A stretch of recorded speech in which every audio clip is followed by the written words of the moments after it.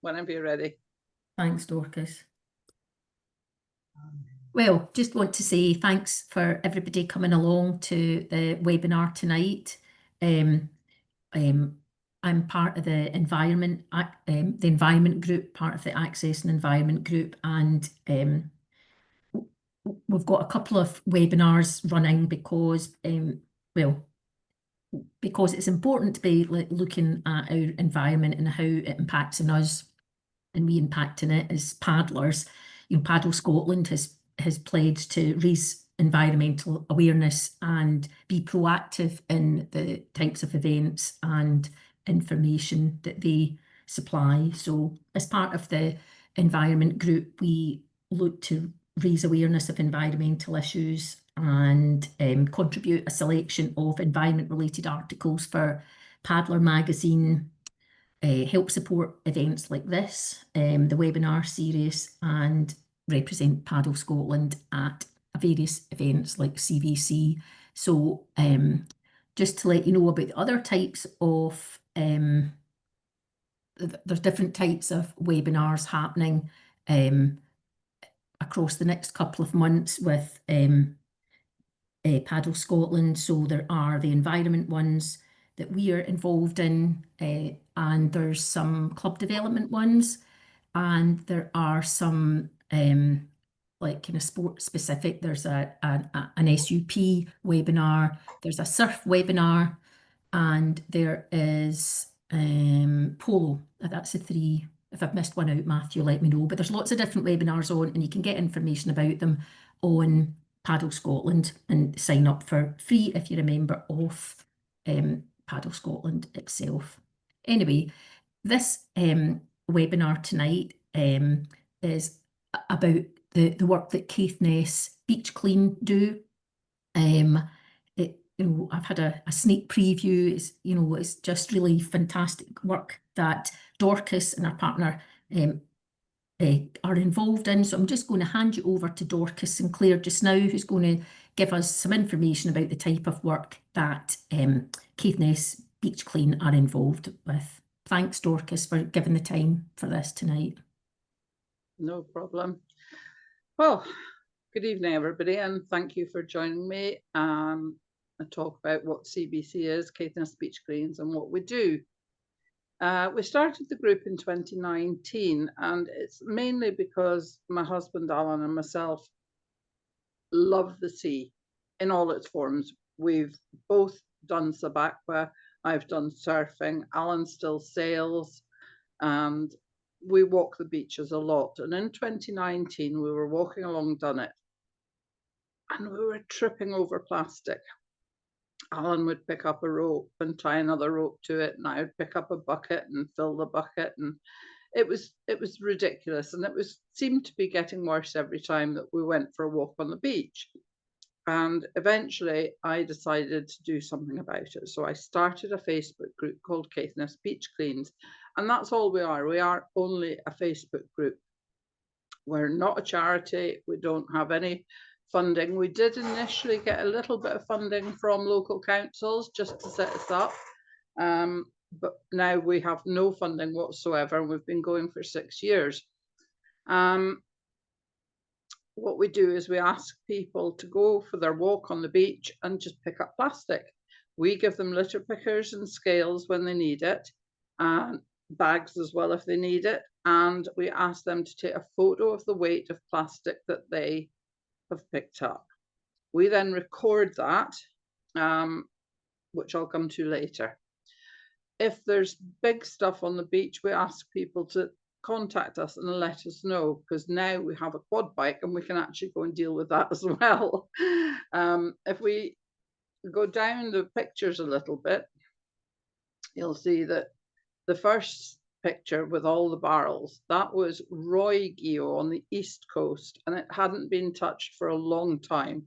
And that's just a picture of the barrels. There was a lot of other stuff on that beach at the same time, and that was just Alan, myself, and one other person went and got all that. Going down to the next picture, this is the sort of thing where we need people to tell us if a net like this lands on the beach. It's something that cannot be dealt with on your own. It's just far too big. but with the quad bike, we can bundle it up, put it on the sledge and take it away. You'll see the next picture, there's salmon farm pipes. Now, we don't have salmon farms near us. I think Orkney is probably the closest. Loch Erible has some salmon farms, but we don't have any, but we get the pipe. And on the right-hand side, you'll notice that is actually strapping that you see around big boxes. And I'm guessing that's come from a factory ship where they've maybe it's gotten in a revel and they've just dumped it overboard and that landed on Achergill Beach. That one, it was just Alan and I collected that and we just cut it into chunks and carried it on our backs. But we've built up a good reputation with the local council and now we just need to phone them and it's usually picked up within a couple of days. Going down to the next picture. This is a light net that we got from the Castle of May, and it's spread out over the field, and this was so that we could cut it up, and this was being recycled to anybody that wanted it for their garden or whatever, and that went to lots of people, and it was a really good thing to have. But mostly net is too heavy. We don't often get light net like that. The next picture. This is why we do what we do. If we can go down to the birds, please. That's it, thank you. And you'll notice that these two gannets are tied together with a very small piece of string. We've gone past it now, that's it. And a lot of what we pick up are small pieces of string, 4 to 6 inches long. And yet this is what it does. And these birds starved because they couldn't feed. Okay, when we're planning where we want to go, there's a few things we do. We have a website called Windy that we look at. It gives loads of information. That's the one on the left there. That was about the Storm Amy time that I took that picture.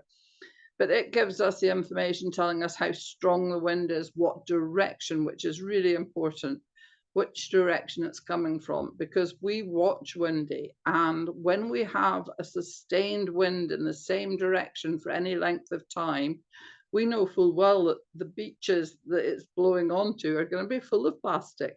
So that tells us where we need to go.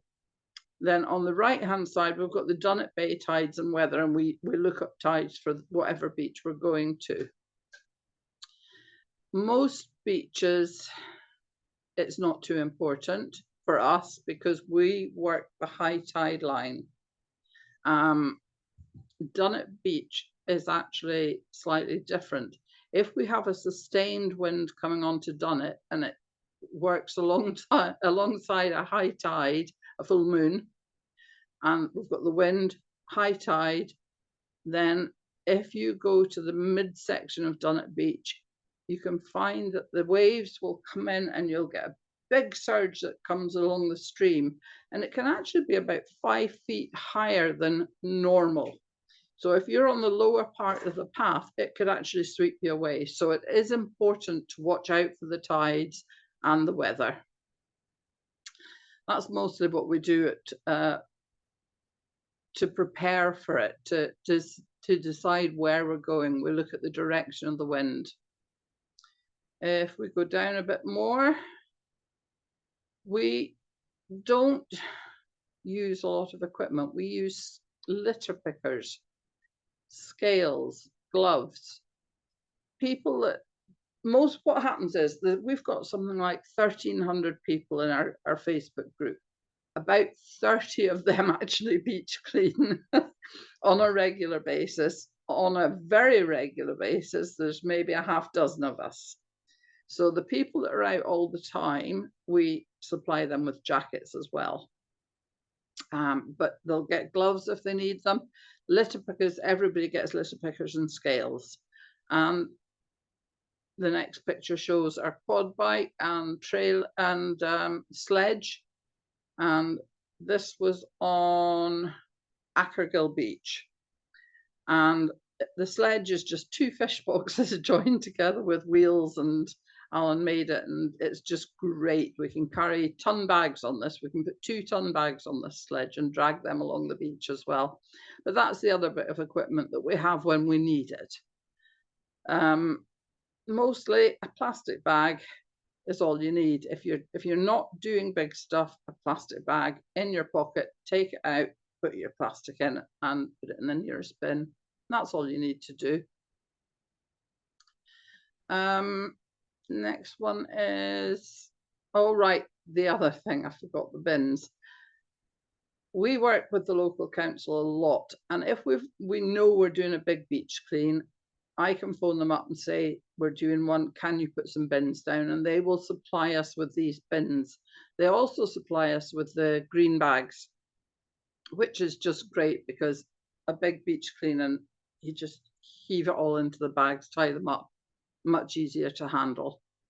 But yeah, that's the other equipment, really, is letting people know and getting the bins sorted and everything.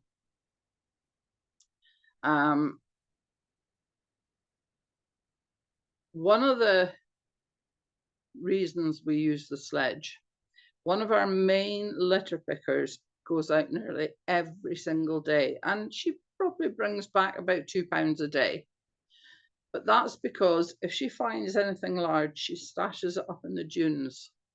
And every now and again, we'll go along with the quad bike and the trailer, and we take it all away. I think, what was it last time? £800, which I don't know, 400 kilograms roughly. Yeah, so that's why the sledge and the quad bike are so important. It's been so frustrating since we started because everything went to landfill. And that's not good. And I used to say to people, well, you know, we know where it all is. When we learn how to deal with it, we know where it is. It's all in landfill. We can get rid of it then. But in fact, now we've got various ways that we actually recycle and reuse our rubbish. Are we going to get the video to work, do you think? Okay, this video shows my husband making a doormat. And this is made out of rope that is about finger thickness. It splices different colors together, and as you can see, once it's made, we then power wash it, and then we sell them on Etsy. And that is one way of using rope that comes off the beaches. And we find big piles of rope, and he'll sit for hours untangling this. And then it hangs on the washing line for weeks, and then it gets tidied away into the garage, and he starts making mats out of it. I think there's some examples of some of the mats down below that, the next picture. We sell them all over Britain. They have gone all over the world, but we sell them only in Britain now, just because it's easier. King Charles even has one of our doormats, and he actually gave us money towards our quad bike, which we raised the rest through the sale of the doormats. But I mean, he started us off on that, so he got his doormat as a thank you. Creel hooks are something that we find fairly regularly on the beaches here. They shut the door on the creel, and when the fisherman opens it, he can take the crabs and lobsters out. But when the creels get wrecked, which they all do eventually, the creel hooks very often come off, and we find them lying on the beaches. And so what we did was we decided they would make a good wheelie bin closer. And if your bin blows over with one of these creel hooks on, it doesn't open, so it can blow over safely, and we're not having to pick up all the contents of your recycling bin off of the beaches. They've been approved in Orkney for a number of years now, and now they're approved in Highland as well. So that's great. We're really happy with that. Another way that we recycle, and this is a really good one, we've done it a few times now, rope that is too thick for doormats or nets, which we don't know what to do with. We didn't like putting them to landfill, but now we found a company in Cornwall who I contacted who recycle plastic into knife handles, litter picker handles, boxes for the back of the car, sunglasses frames, all sorts of things. And so we get, if you can go down to the next picture, we get huge ton bags with lids. And once we get it full up, we take it to a local business who are very good, and they take it inside for us until it's picked up, and it just gets carted off down to Cornwall and they reuse it. So that's another load not going into landfill. So we're really, really pleased with that. Collecting and sharing data. Okay. Sorry? I don't know what you're talking about now. Right. Group members send their photos in. And I think Nancy is one of the paddlers. I know she is. And what they do, they just put it on the Facebook group. And then if we go down to the next picture, you'll see my scruffy handwriting where I write it down onto a form. And all we take is the date, the beach name, and the weight. But we've now got 8,000 records of beach cleans that have been done since we started. And they get that, those records get used for lots of things. We'll come to that later. Once a month, I sit and read out all these dates and weights and everything, beaches, to Alan, who then puts it onto a spreadsheet. And that gets used by Surfers Against Sewage. We send it to them monthly. Schools use it. And in particular, schools up here find it very good. They use it with the kids for doing spreadsheets, database, things like that. And because the kids know the beaches, it means something to them. They can use it for their environmental work as well. So yeah, that's really quite, I like the fact that it's being used. It's not just sat on a computer, it's being used for various things. There's a funny looking object at the bottom of this page. That is a tag that was attached to a thresher shark. And the data that it was collecting was whether the shark was on the surface, so the long tail would have been upright, the long tail on the tag. If the shark went down, the tag went down with it, and so they could tell when it was diving. It would record the depth, the distance, things like that. Unfortunately, this tag fell off within a couple of hours of being attached. But on the tag, it said, please let us know. And it was New England Aquariums. And it was the Dr. Kneebone. But he was great. I messaged him and he told us, you know, that it had fallen off and it was actually no use to them. But yeah, that's another way that we work with data. Okay. We don't have any staff because we are just a Facebook group. It's just myself and my husband, and we just do what we need to do and just keep it running. Voluntary group, that's us, yeah. Right, the next thing, organizations, community groups that we work with. We work with loads of people. Sorry about that. I got that a bit, that's a bit mixed up. Pentland Canoe Club have worked with us a lot now, and they are just brilliant. If we do a big beach clean, because we're a Facebook group, we've no insurance. So we record it on Surfers Against Sewage. Pentland Canoe Club, come along, join us for this. And we've done various beach cleans with them.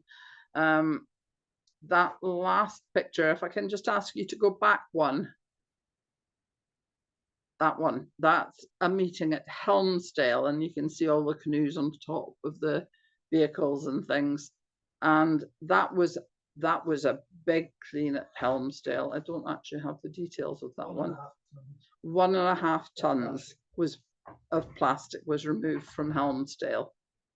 If we go along now to the next picture, you'll see why we need the canoe club. You can see these cliffs. It's not easy to reach these beaches at all.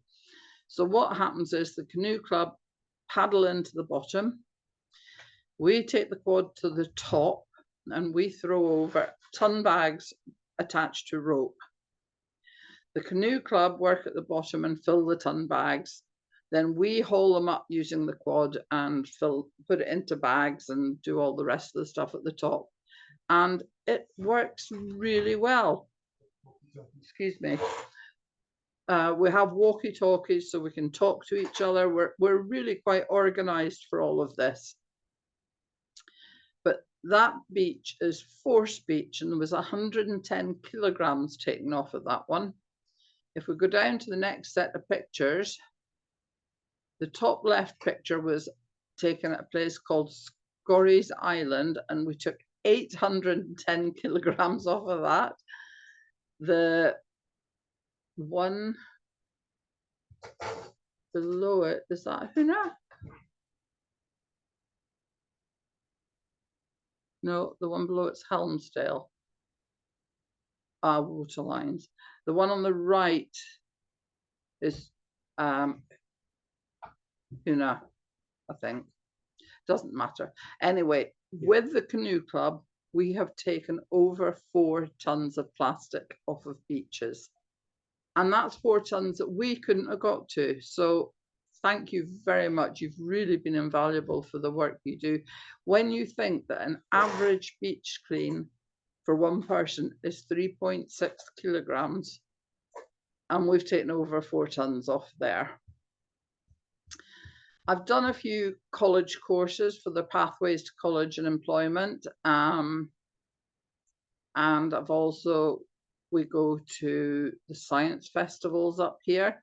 And the picture on the right there, that's a little thing we do with the kids where we ask them, is it natural or is it plastic? And it's quite interesting to see what the children think is real and what's plastic and everything. The top picture on the left, there's a sandbox on the floor. That's another thing we do with them sometimes, where we give them a set of litter pickers and they have to hunt through the sand to find it. And then it's just examples of things that we find. And as you can see, we find everything on the beaches. I think we've done 3 science festivals now. We've also been to Waterlines at Leibster and done a talk there, and I've gone into Leibster School as well and given a talk to the kids there. We've done Highlands and Islands environment fairs. If we go down to the next set of pictures, here we've got Force and District Climbing Club, who came along with us and helped us do a clean at Brora. The bottom one on the right that's actually the canoe club as well, I believe. And the top one's the climbers again. So yeah, people are quite keen to help, and it's really quite heartwarming that people do. Helmsdale Community Group also got involved with the Helmsdale Cleans, so it's been really good. Schools. We go down to the next set of pictures. We were contacted by Countryfile and they asked if we would do something for them. So yeah, I went and did the beach part and Alan did the part in the garage, and that was quite an interesting wee thing. And it's good to get the word out. And that Countryfile was actually brilliant for Caithness all round. It was a good Countryfile. The next picture, Surfers Against Sewage.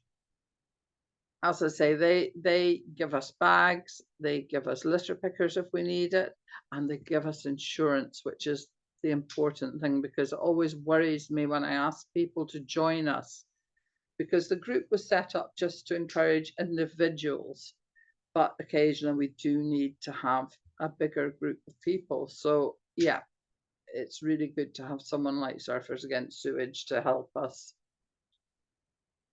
How can we encourage people? what can we do to have a bigger impact? Well, I would say lead by example. Join a group, spread the word. Definitely encourage younger people. That is the big thing. Our group, there's so many of our group are retired people. We need youngsters in. I would say look for your local beach clean group. It will be online, I should imagine. And the last thing I would say is always carry a bag in your pocket so that you can pick up rubbish and get rid of it. Any questions? Anything I haven't covered that I should have covered that I've forgotten about? Oh, that was just amazing, Dorcas, just to see the actual the amount of litter rubbish that you pick up. And I think for me anyway, having the tonnage of, or the weight of litter is really well, it is quite stark, isn't it, when you actually hear those numbers, the actual weight of stuff that you're taking off beaches for us, for two people in the main, Yeah. you know. When we started, since we started, we've taken, I think we've just tipped 76 tons of plastic. Yeah. And if you imagine a pickup truck type thing, four of them will be a ton of plastic, and we've taken 76 tons. That's a lot of plastic. That's since you started? Since we started in 2019. 76 tons, that's incredible. Yeah, we're averaging a ton a month. This year was a very strange year. I think just with the change in the weather was so much better this year. We didn't have much wind. And where we were doing a ton a month, suddenly this year we dropped to half ton a month. We're back up over a ton a month now. This last month has just been crazy.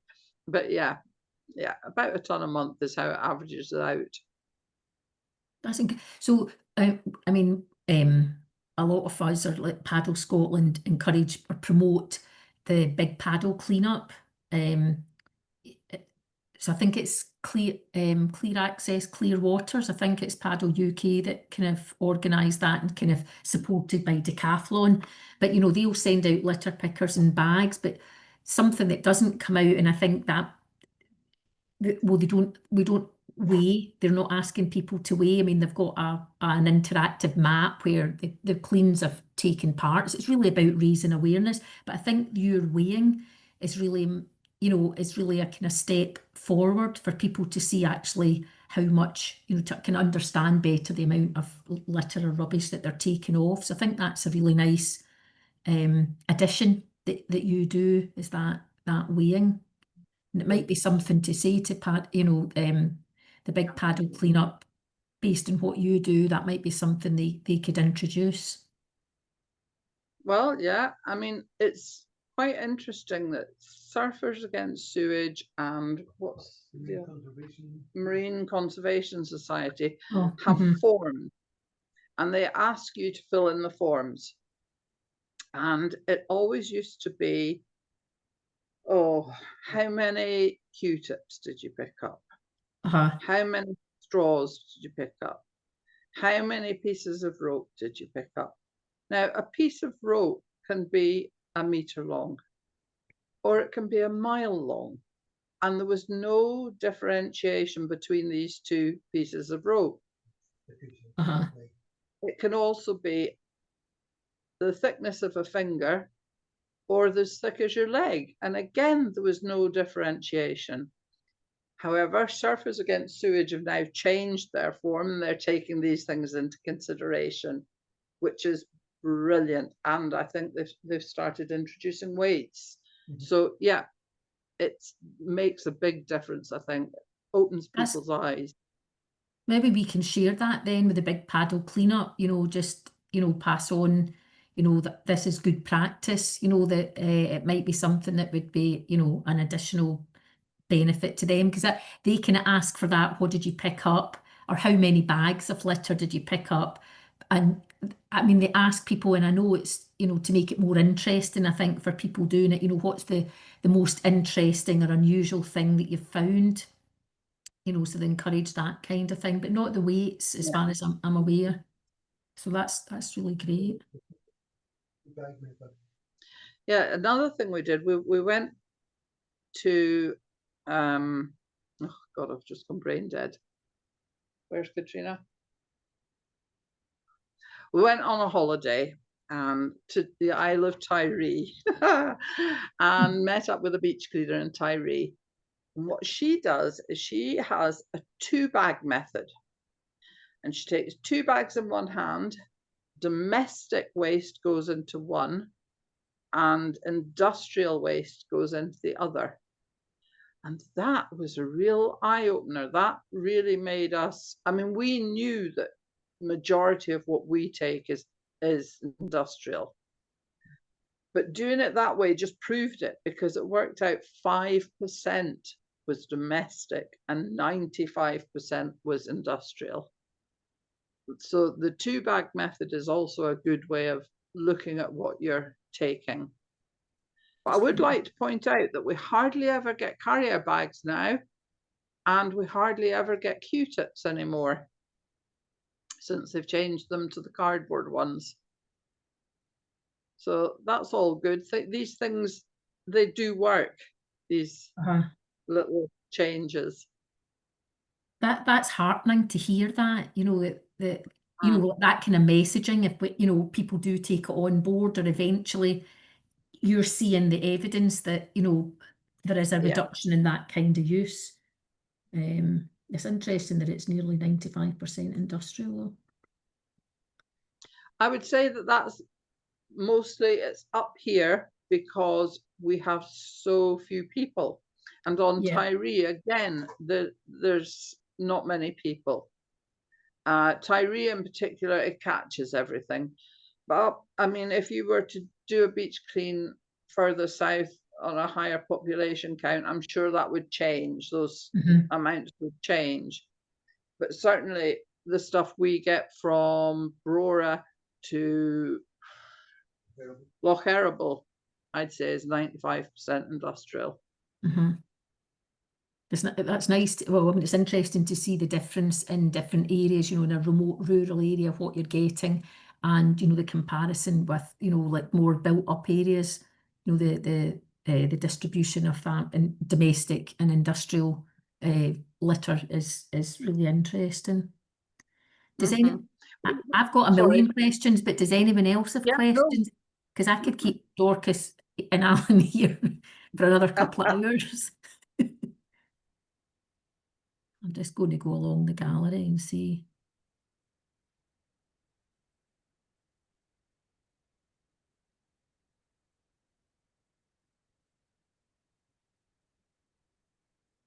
Are you okay, Dorcas, if I contact the Big Paddle Cleanup just to kind of share that we've had this, you know, webinar with you and that kind of finding? Because I think they would be interested in that. Yeah, no problem at all.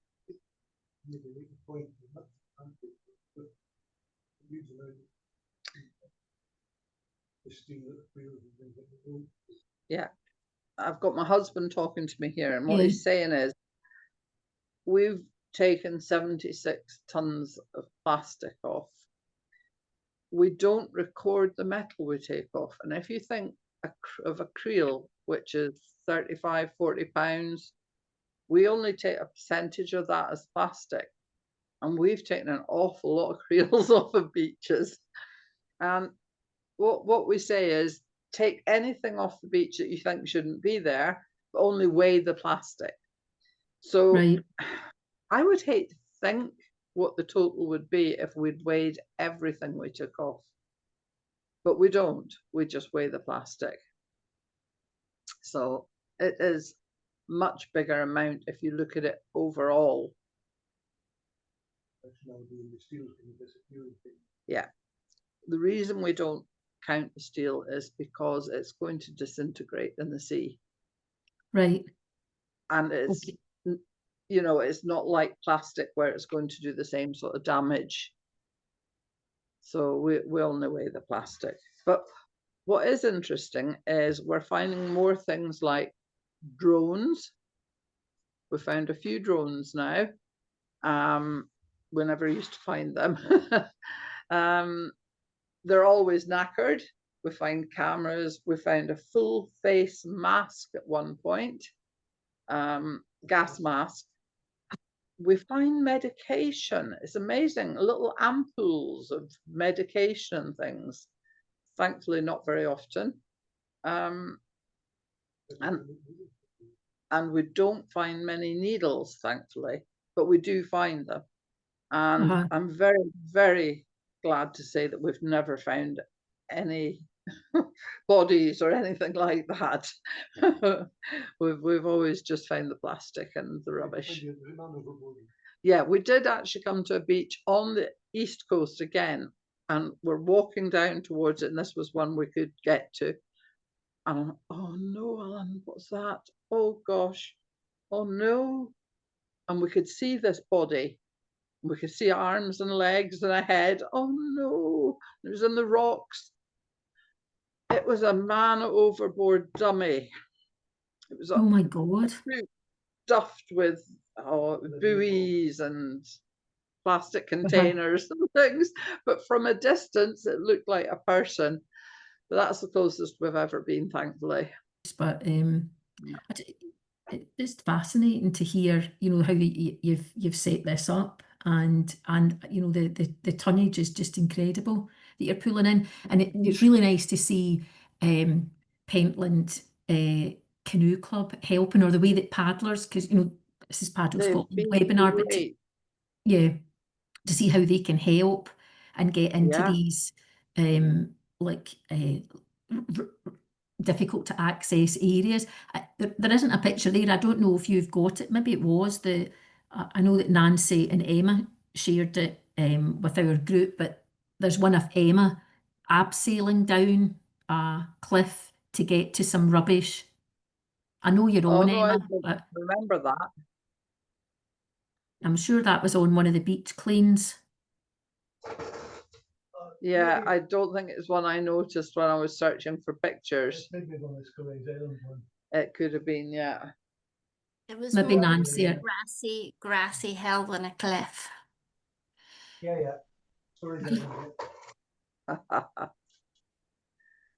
So, I mean, yeah, I mean, you know, I think for us as paddlers, that's a, you know, how can we help that kind of impact? I mean, I'm glad to see that you're not saying that there's rubbish, or, you know, like paddlers are having an adverse impact in the rubbish that you're finding on the beaches. But it's nice, you know, it's really good to see them helping clean up.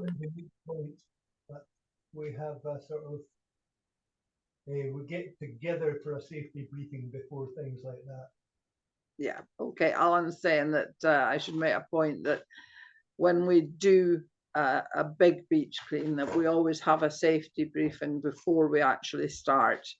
And we hand out walkie-talkies to various people, and all the dangers are talked about and discussed before we start. A risk assessment, basically. That's that's brilliant, and yeah, really, it's really great. We try and keep it as right as we can, you know. Mm-hmm. But talking about paddlers, we find surfboard fins. We find surfboard boots, gloves sometimes. We once found that it was a, oh God, it was a paddler's thing. Oh, a throw bag. A throw bag, which had obviously come off of somebody's paddleboard or a paddle canoe, whatever, at some time. But it's the only time we've ever found anything to do with, sorry about that, to do with paddlers. No, the paddlers definitely make a huge difference, and thank goodness we have them. Very positive way. That's great. Yeah, that's really good to know. It's interesting, you know, that the equipment that you have said, you know, like fins. I mean, yeah, I mean it's interesting for paddle boarders as well, and you know where they've come from, those fins. But We found a kite as well from a kite surfer. that's probably cost a fortune. Yeah, think I would really imagine so. expensive. With that, you contact the Coast Guard to make sure there's no report. Yeah, when he found the kite, it was Alan that found it. He actually contacted the Coast Guard to make sure there was nobody missing. Right, well, that's brilliant. Yeah, that's really great. Yeah, that's a horrible thought that somebody might have just Mhm. gone into the sea and not come out again. No, but that's great to do that. You don't, yeah, hopefully not. Does anybody have any other questions for Dorcas or Alan? We are recording, so I know there's a couple of people not able to make it tonight. So Dorcas has already said that it's okay for us to record, and we can share. We can put it on hopefully put it on the Paddle Scotland website so that people can access it. But if there's no other questions, then we can just finish up for the night. And again, my really heartfelt thanks, Dorcas, for you and Alan spending your time putting this together, coming to speak to us, and sharing that kind of information. It's really been insightful and interesting. I'm really delighted that you said yes to coming along. And you know, our next webinars in our environment are the one that might be of interest to you. I don't know. We've got people from FIDRA, which is an organisation based in North Berwick, and they do a lot of work around perfluoral alkyls, or like forever chemicals, and I think they guide government and various legislative boards about the PFAS, as they're called. So they're coming to speak about that type of pollution in our water courses. So a different type of littering, but one that's quite damaging across all the water, their courses. So they're doing one, I think it's the 18th of November that they're coming. And then we've got another one, hopefully, with probably people the seal rescue. Oh yes. So we've got a webinar on that coming up as well. And we're hoping to have Pembrokeshire Coastal Forum from Wales doing a webinar on wildlife disturbance. So they are kind of leading the way with that. So that's the other kind of environment webinars that we've got coming up. If anyone's looking for any... Can I just say something else whilst Yes, I please remember? do. One of the things we're very careful about is seals on beaches at pupping times. The amount of times we've not thought about it, we've turned up to the beach and there's seals everywhere. I would always say, turn on your heel and leave them to it. Mhm. You know, never go down and do a beach clean when there's seals and pups about, because you're just going to disturb them. So we tend to do that. The two main beaches that we go to where there tends to be seals and pups is Thanet and Sarclett Haven. And so we're aware now, and we know not to go at certain times of the year, and we don't bother them at all. So yeah, if anybody's going out and they see seal pups, just turn on your heel and go to another beach. That's great. That's great information to share, and the type of thing that we like to raise awareness about. You know, folk wouldn't necessarily know. So, and we, that's good to have a look at that. Any information around that would let us know where there might be pups likely, or on beaches. So,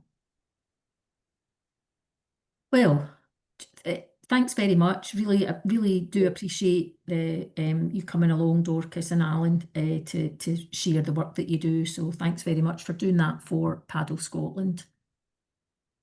You're very welcome. Thank you for having us. Thank you.